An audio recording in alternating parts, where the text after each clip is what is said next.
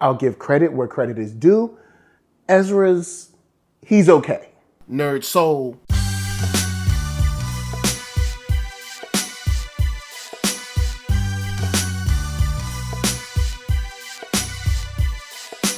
Late Ill Kid at OneYoungsta, holding it down, bringing that street geek and nerd soul. What is up, my people? We are here to bring geek and hip hop together and talk about it. And today we're on thumbnails, which is all about animation.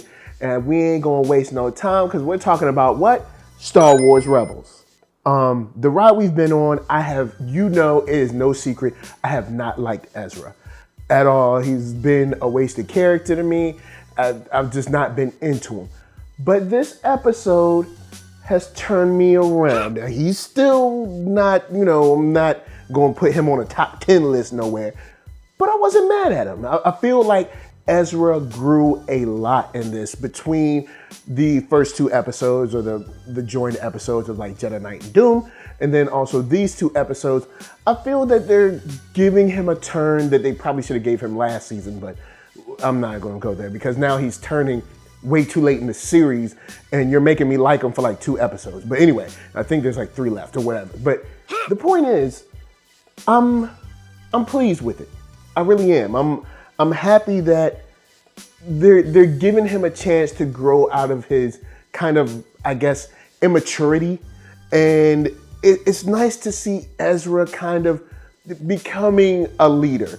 But with that, it does seem like it was to the detriment of the other characters. Everybody else kind of just fell back. But I will say, I gotta give them props because Ezra is now someone that I'm okay with. Now to a little something that I gotta ding you on. This episode does it multiple times, but the whole thing, and I call it like the reveal shot, and every show and every movie does it, but we have our 2 characters and they're kind of like, getting their undercover on, they're sneaking into the temple base and all that. And they keep raising up their masks. And if you were really going undercover somewhere or sneaking into some special Empire base, you would not keep taking your mask off, man. They got glasses there so you can see through them. You don't need, because it's done for us as the viewer, but we know who it is. We can hear their voices. And I know this is basically aimed towards children, but children are smart enough to know they don't have to take their mask off like 18 times. And it probably wasn't 18 times. I'm being facetious, but it took them off way enough, especially being behind enemy lines to just keep taking off their masks. Dude, how is the Rebel Alliance going to survive if y'all keep making dumb moves like this, B? It's not a good idea.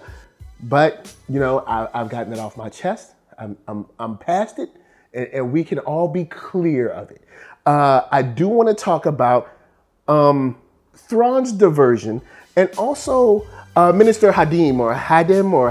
I'm not sure exactly how they pronounced it, and the Emperor. I like the way that the Empire moved in this episode. They seemed very careful about this temple because even being the Empire, they knew the significance of this temple, and you saw them taking extra special care here, where in other places the Empire just steamrolls people. So I thought it was cool how they kind of handled the operation and how they were trying to make sure that everybody knew how careful to be in there.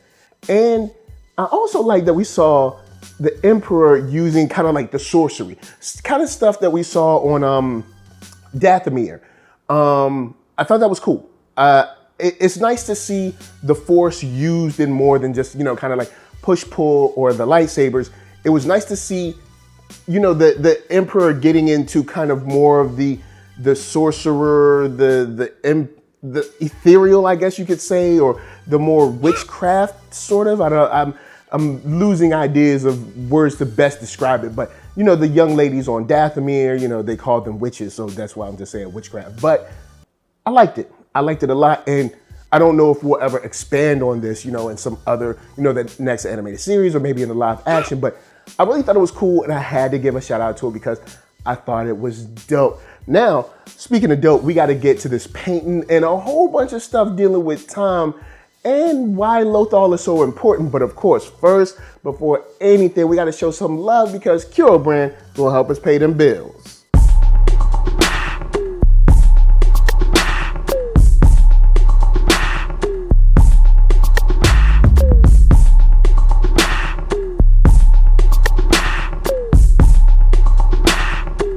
Oh yeah, that's right. Check that link below for KUROBrand.com.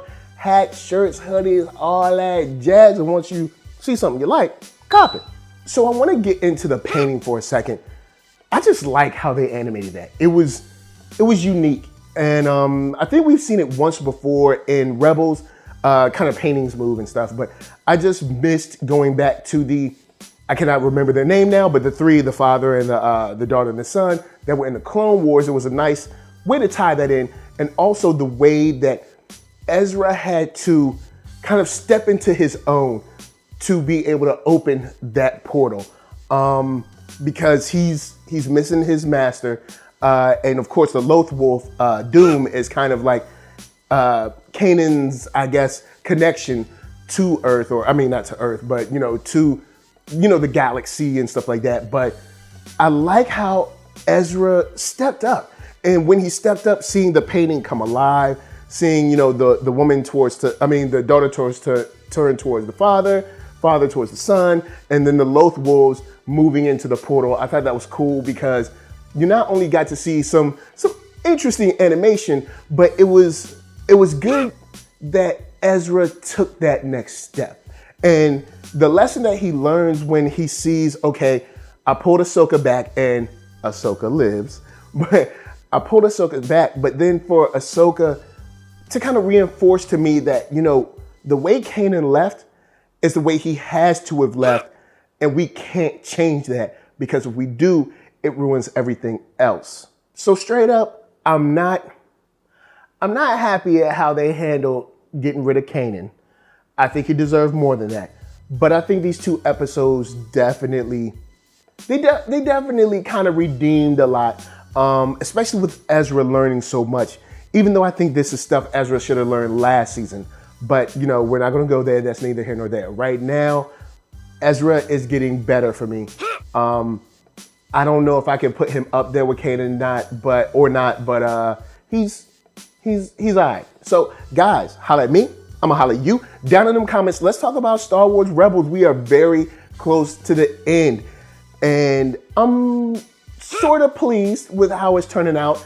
I feel like Zeb is still getting shortchanged, but we did get some of his backstory and stuff, I think, in season 2. So, it's all right. I guess this is going to be like just Ezra's story for the rest of this, but I'm into it. Since Ezra is being more mature now, I'm into it. He's not the butt of any jokes or some comedic, character. I'm into it. So, guys, before I bounce, I'm going to tell you to hit up ThatNERDSoul.com. That's right. Check me out right there. All my videos are the oldest, newest, latest, greatest, and all that. Then hit up shop.thatnerdsoul.com and pick yourself up a t-shirt, player.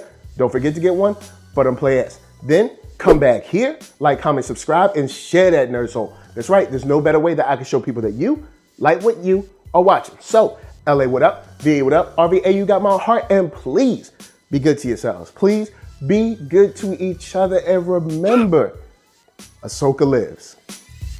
Peace.